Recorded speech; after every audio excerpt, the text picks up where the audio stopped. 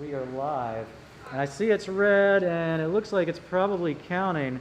So we are probably live right now. Hey everybody, how's it going? Welcome to the Stewart Middle School Technology Studio. I'm going to be talking about some more old technology, like this old camcorder, which is probably from the 1990s. And the reason why I know that is because I'm from the 1990s. When I was in high school, this is the technology that we had to record stuff. And you'd put this camcorder on your shoulder and you'd walk around like this, and you could zoom in with the lens and you could record stuff, and it would save things, it would record things onto this VHS videotape. Now, what do you think the chances are? You don't hear it? Is it on mute on YouTube? What do you think in that little video up there? Make sure it's the speaker on the video right there. What do you think the chances are? The battery in here is dead, okay? So I can't play it for you right here. Battery's dead, but I can go back here, tether this thing into power.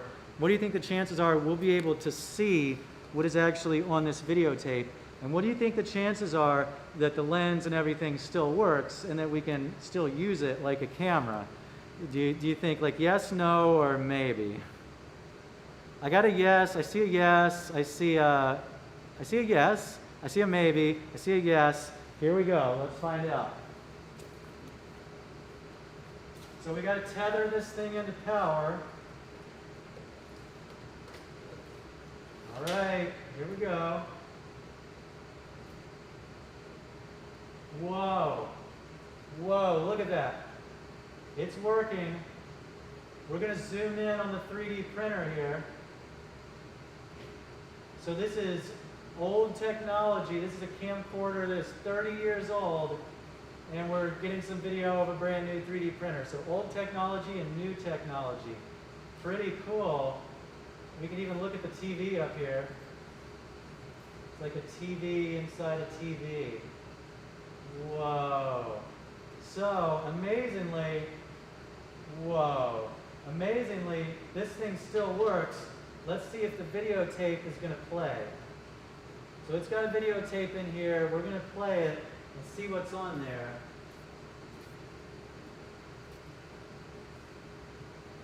This is like archaeology. This is like going one swing, and it makes a nice, deep impression.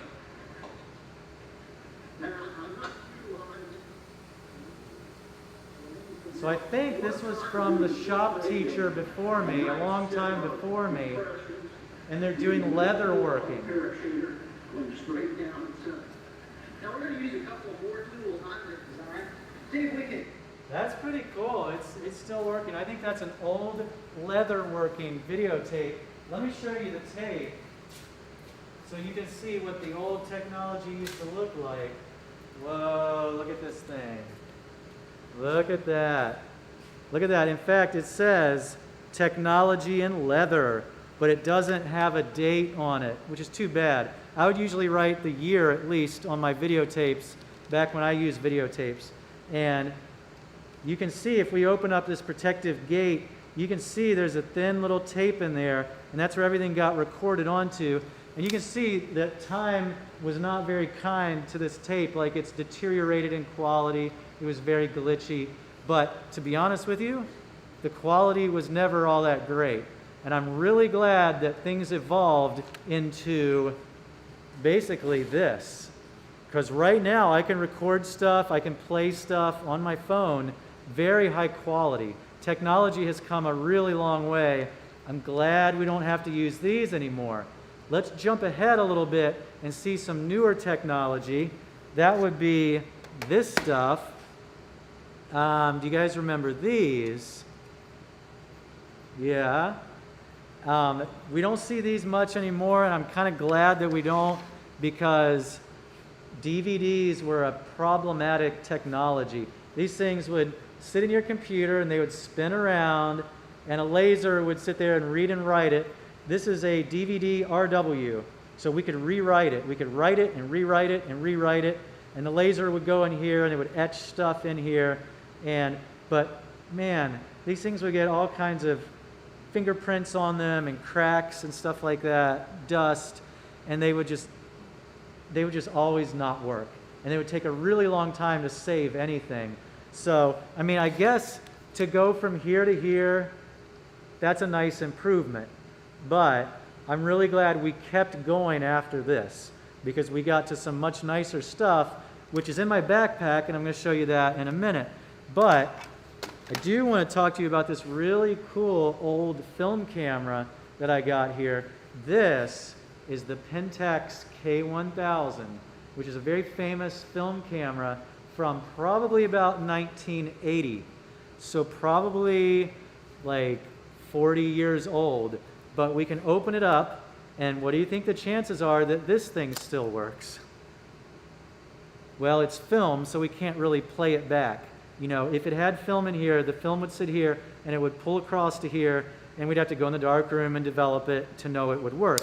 But I can take a picture, and we can see if this thing will still open up for us, if the shutter still functions after 40 years. Let's take a look. Whoa, I think it's working. I'm going to open the aperture up a little bit more. Let's see if you all can see that. If it works, you should be able to see me upside down and backwards.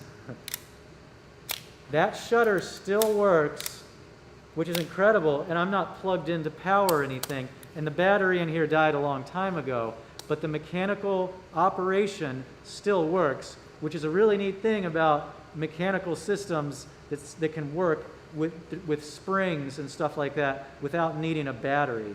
Because anything that runs on a battery after 40 years, it's not going to work. Oh, how cool. But look what replaced this thing. You know, we would take pictures like this, we would focus like that, or like that. But this got replaced with the phone, which I kind of like. I actually like it because there's no play button on here. You know, you couldn't play something back and see it. You'd have to go in the dark room and develop it, which was cool, but I really think it's nice to be able to see my photos and videos instantly and to be able to carry around just one device that does the work of multiple devices is kind of cool. So there's an old film camera, but let's jump ahead to where, like, what is the wildest thing that you could imagine that the technology would do for cameras?